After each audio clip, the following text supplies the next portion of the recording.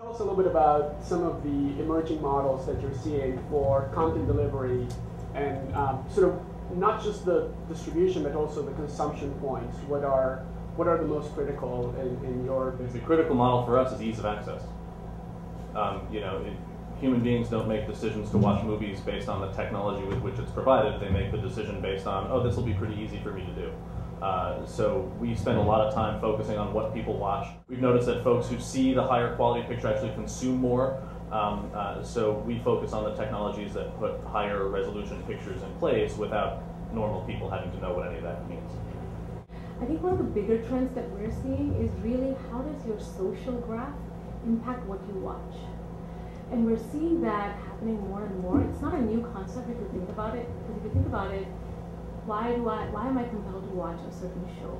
It's usually because someone, a friend or someone at work told me about it, or I come the next day and everyone's hanging around by the water cooler talking about that latest episode of Lost. And now that the social graphs are moving online, we're really seeing that trend of that social graph driving what you're watching. So at YouTube, 30% of our views actually come from IMs that people get. Hey, watch this. Or an email that someone sent out to the rest of his team saying, this is really funny, you've got to watch that. And that's really driving a lot of people to come to the site and check things out that their friends are watching.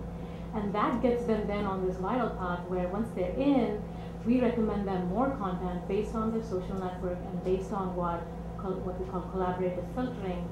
Others have watched this, what do you think you would like as well? And that's really driving a lot of the consumption patterns that we're seeing.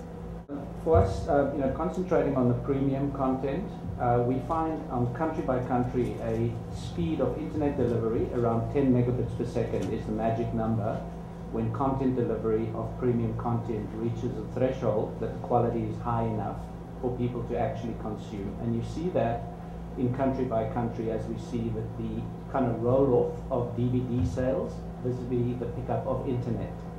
There is, however, a problem. At 10 megabits, internet file sharing picks up dramatically as well. So you see a roll-off of DVD sales and a no pickup of Blu-ray sales or any other sales directly there.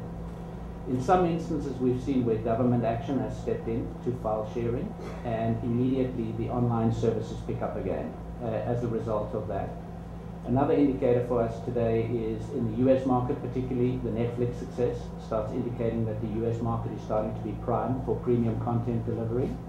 And I think on the PC right now in the initial model, I think for premium content delivery and movies and high quality sport delivery, most probably the PC is the challenge right now. I think Hollywood needs to get to the PC to get a new business model.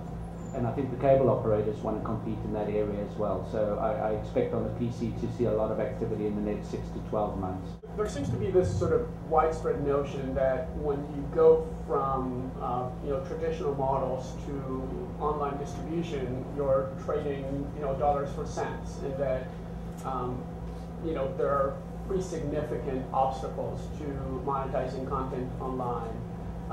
Joe, you were talking about a counterexample to that, where you've been very effective at monetizing. So can you guys talk a little bit about sort of what are the obstacles to monetizing content online, and sort of what are things that can help overcome those obstacles?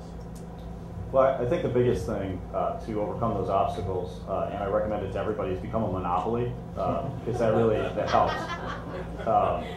But for those of you who can't become a monopoly, and in all seriousness, I mean, well, we do own the rights for baseball, and we are, the ones that sort of bring that to the customer, or license folks and empower folks to bring it to the customer. The reality is that there is huge thievery for our product as well. So, we are going to, much like Hollywood, be always fighting the pirates on that. For us, ease of access, I would sort of swing around slightly, and I'd say that it's about ubiquity of access.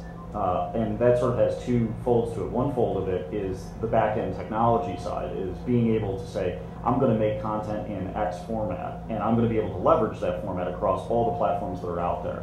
And that's the thing that allows you as a content provider to keep costs low.